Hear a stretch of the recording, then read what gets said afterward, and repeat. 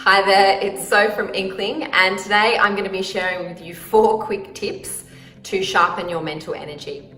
We've been on a little bit of an energy management journey at Inkling, implementing and teaching the same techniques that we teach in our programs within our own team.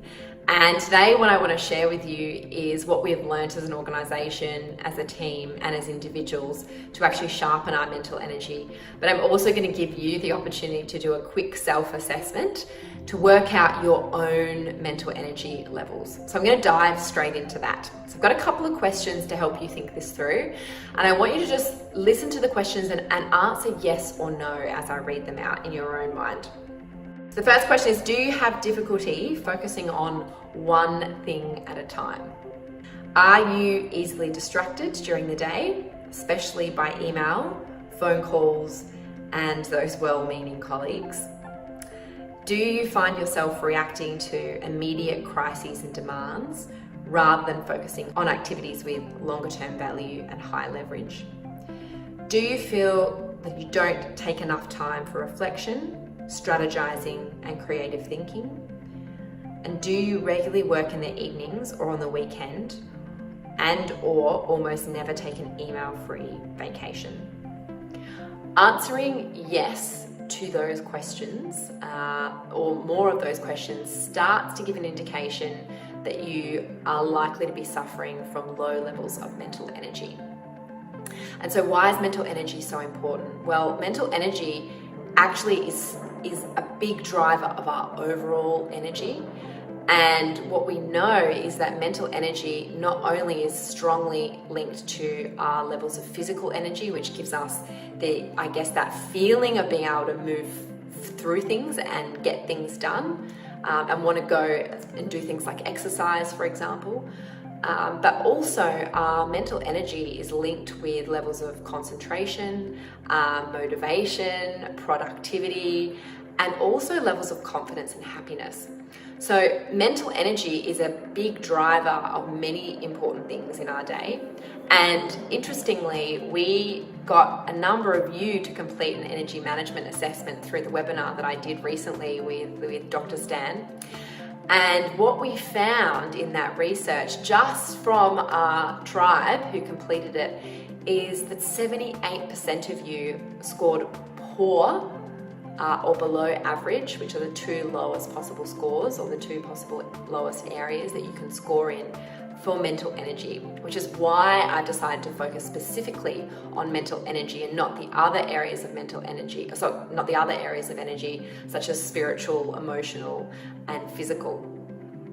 So what have we done and what have we learnt around increasing your levels of mental energy? The first tip that I wanted to share with you is around offering genuine flexible working to your people, to your team, to drive levels of mental energy. Now, this is for a number of reasons. First and foremost, it's about the interruptions that we get. Now, we know when you get interrupted by emails, phone calls, and those well-meaning colleagues that come and pop up at your desk, if you are in deep thinking, it can take 20 minutes to get back to the same place that you were.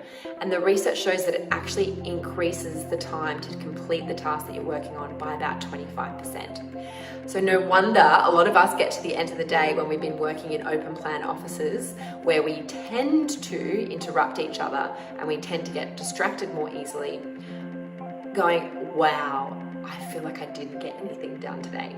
So allowing people the space to work from home or to work from a quiet space or to pick up their laptop and go and work in a park to get something important done, that really makes a big impact. And when we are allowing people to feel like they're getting things done, that just gives them more motivation and more levels of confidence to go about the rest of their day.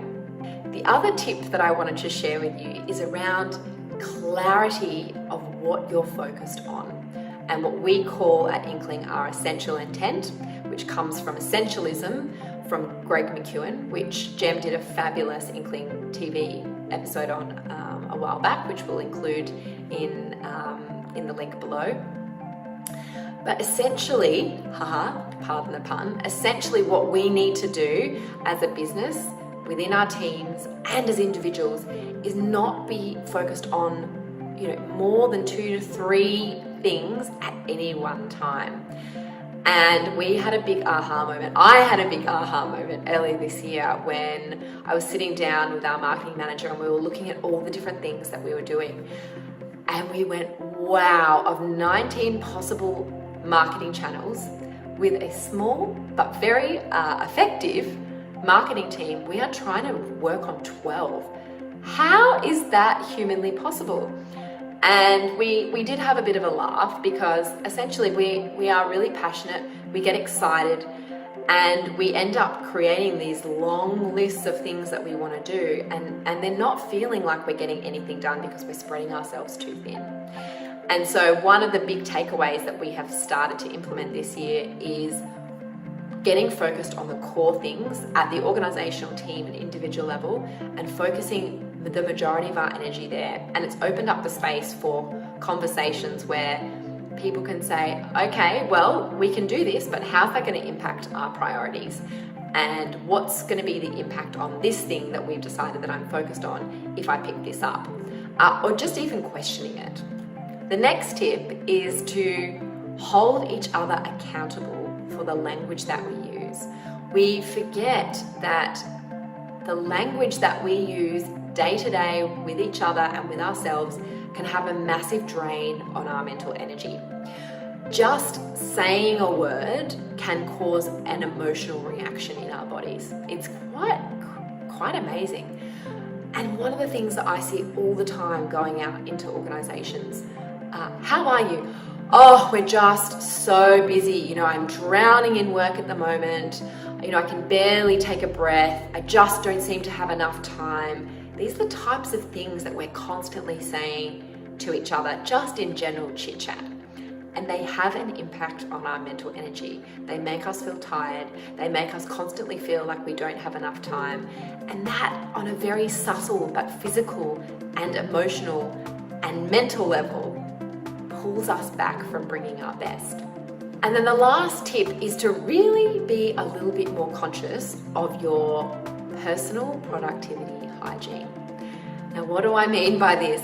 This is about having discipline around your email checking, around the use of your smartphone, around the use of accepting phone calls when you're focusing on things at work. That is all for this episode of Inkling TV.